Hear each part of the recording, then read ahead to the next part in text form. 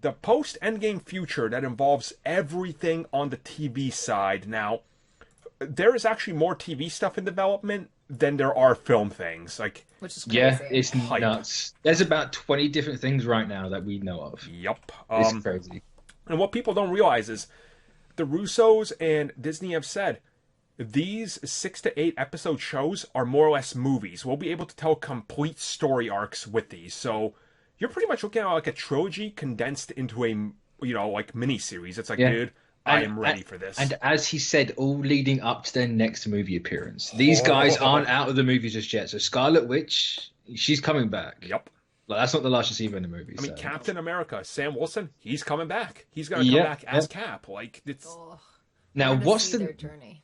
What are they going to call that show? It's got to be Captain America and Bucky, surely. I feel like it's not going to be. I feel like it's going to be Bucky and Falcon, because Sam's going to be resilient of becoming Captain America, and it's going to be Bucky's journey of telling him how he is and has already been Captain America. Yeah, I think there's got to be a little inner conflict with taking on the mantle, but he'll take it, obviously, because he realizes the world needs a Captain America. So I think maybe they call it, I don't know, Winter Soldier or Falcon and Winter Soldier like they currently are, but maybe they'll change it. I don't know.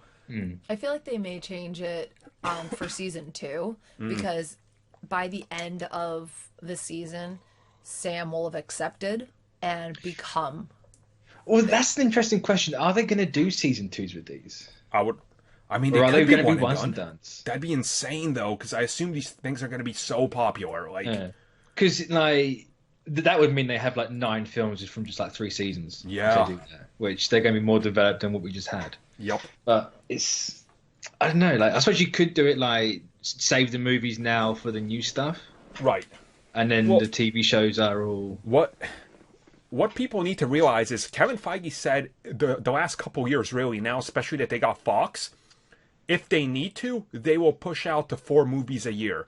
But this guarantees they don't have to. So, like, we don't need Captain America 4. Why? Because Captain America is going to be a TV series while Cap can return in, like Captain Marvel 2 or something. I don't know, I'm just spitballing. Or Doctor Strange 2, right? Like, so it gives them the ability to open up the universe more to new franchises while the TV can carry on some of the other ones. And it's like, as they've said, they're not cheaper productions. Like, this ain't gonna be, here's your, cheaper Agents of S.H.I.E.L.D. spinoff. This is, like, legit connected. Like, you have to watch these if you want the full story, like you do with the movies. These are, like, integral. Yep. This is like missing Age of Ultron or Civil War. Like, if you miss those 2, you're kind of screwed for Infinity War and Endgame. But keep getting tongue-tied. These are that level. So, and there's a lot of interesting things coming. I mean, on top of just that, right? Just today, we know that Marvel TV is expanding. First up, we're going to get Ghost Rider. Like, what? Which, no, it's not a reboot. Right. Like, Variety's right and wrong on that. Think of the Dark World to Ragnarok. It's that kind of, it's a soft-ish. Look, here's how it is. Remember before when the Council appeared in the Avengers, and I believe, was it Booth Powers? Is that his name? I think so, yeah. He was cast for Agents of S.H.I.E.L.D., and we knew he was going to play the council member, but many people are like, no, it's a new character, and even Marvel spun it as he might be a new character, but he appears and he's the council guy who's working for Hydra. Like, what you have to understand is, the Hulu series is picking up the Ghost Rider, right?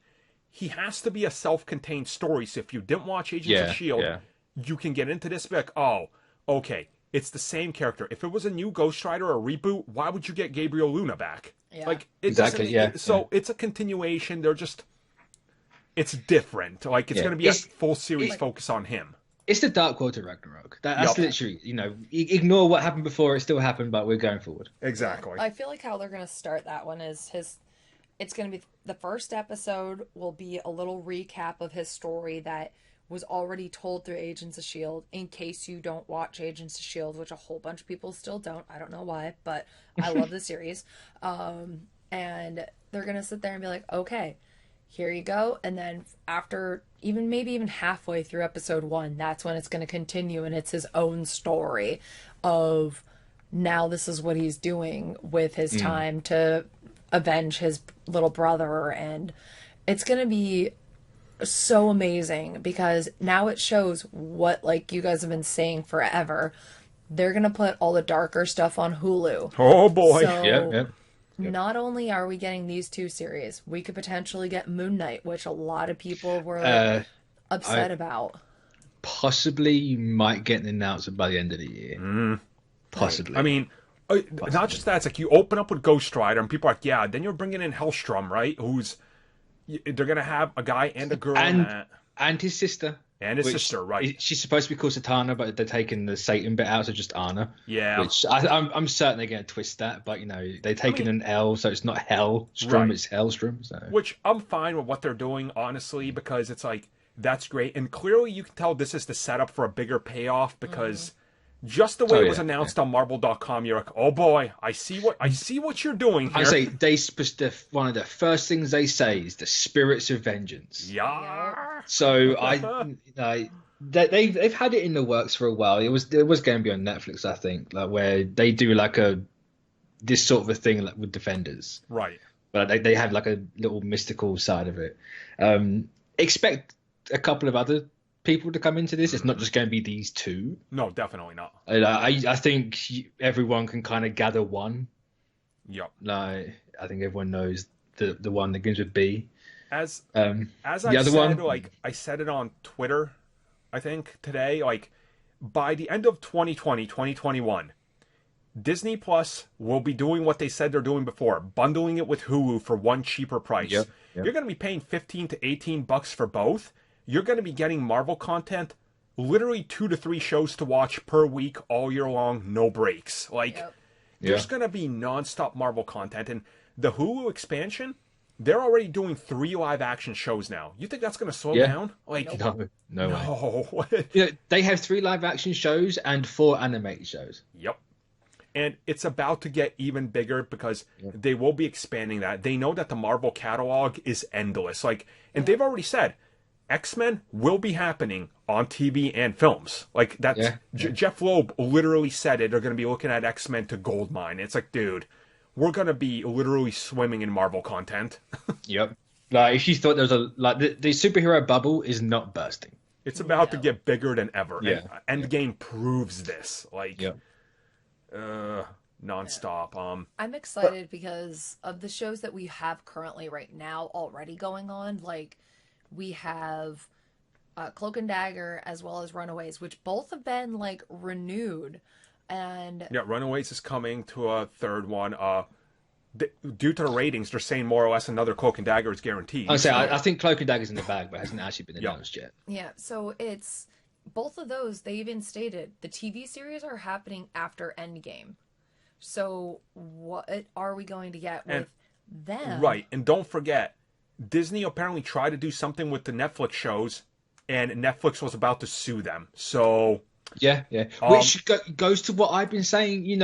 I've been telling people for months they've been trying to get them back. They would not have been warned by lawyers if they weren't. The moment that the 2-year anniversary of Luke Cage's cancellation is up in 2021, Luke Cage will get announced for a new series. Oh, yeah. Isn't Luke Cage up next year?